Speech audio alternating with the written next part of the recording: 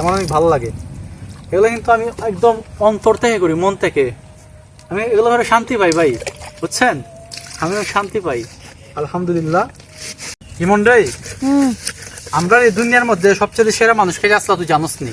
নবী। হ্যাঁ, নবী রাসূল রইল সবচাইতে সেরা মানুষ। জি। ঠিক আছে নি? জি।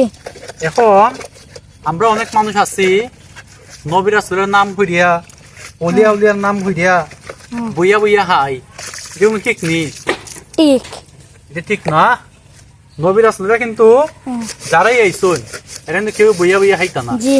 হ্যাঁ, সবাই আইসলা কিতা দিনের দাওয়াত দিবার লিগে, মানুষের সৎ পথে আহ্বান হর্তা আর অসৎ পথ থেকে বিরত রাখার লিগে। হ্যাঁ, কিন্তু আমরা যে নবী রাসূলের ইতিহাস দেখি, মানে ইতিহাস যে পড়ছি, বিভিন্ন অসমসে শুনছি, হ্যাঁ, তারা কিন্তু প্রত্যেকেই বিভিন্ন শ্রেণী পেশার আসলা। কেউ আসলা মনে হয় তোমার খামার, কেউ কুমুর, কেউ আসলা তোমার জেলে, কেউ আসলা ছাগল চড়াইতা। আর প্রত্যেক নবীর আসলে কিন্তু আল্লাহ ছাগল চড়ানোর একটা হাজ দিচ্ছেন। ছাগল চড়া নিচ্ছে খুবই ধৈর্যের একটা হাজ। ধৈর্যের না নি, যদি আমরা বকরি যে মাঝে মাঝে কিন্তু আমরা হাত ছাগল ফালে ছাগলে, আর বকরি গিয়ে ফালা খুব কষ্ট। এতে হাতে এদিকে জায়গা হিদিকে জায়গা। আমরা নবী কিন্তু বকরি চড়াইছুন, হ্যাঁ, ব্যবসা বাণিজ্য হরছুন, আর কিতা হরছুন, যুদ্ধ হরছুন, যুদ্ধের মধ্যে মাটিও হাঁটছুন। এখন আমরা নবীর নাম হইয়া হইয়া বইয়া বইয়া খালি খাই আর পেট বড় হরি। ঠিক আছে না নি? আমরা হাজ কাম হরণ লাগবো নি? জি। কোনো হাজ কামে কিন্তু ছোট না। প্রত্যেকটা শ্রেণী পেশা যেটা হালাল হাজ করে, হালাল উপার্জন করে, প্রত্যেকটা হাজ, প্রত্যেকটা শ্রেণী পেশা কিন্তু সম্মানিত, প্রশংসিত। ঠিক আছে নি? জি।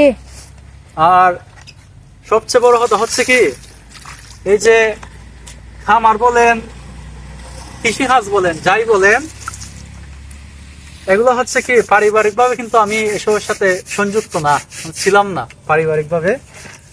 আমরা হচ্ছে আমার আব্বা যেহেতু চিকিৎসক, তো ছোটবেলা থেকে কিন্তু আমরা এসবের সাথে ইনভলভ না। এগুলোর প্রতি আমার যে অ্যাট্রাকশন তৈরি হয়েছে তা হচ্ছে আপনার কি দিয়া বিভিন্ন বই পুস্তক পড়ে, বিভিন্ন ভিডিও দেখে। এটা হচ্ছে আমার একটা প্যাশন প্লাস ইমোশন কাজ করে এই কাজগুলোর প্রতি, আমার অনেক ভালো লাগে। এগুলো কিন্তু আমি একদম অন্তর থেকে করি, মন থেকে। আমি এগুলো করে শান্তি পাই ভাই, বুঝছেন? আমি শান্তি পাই, আলহামদুলিল্লাহ। তো সবাই দোয়া করবেন আল্লাহ তাআলা যেন স্বপ্ন পূরণ করেন। বেশ কয়েকটা স্বপ্ন আছে ইনশাল্লাহ। আল্লাহ যদি তৌফিক দেন, একটা সমন্বিত কৃষি কামার করার একটা প্ল্যান আছে। তো দেখা যাক কি হয়, আল্লাহ ভরসা।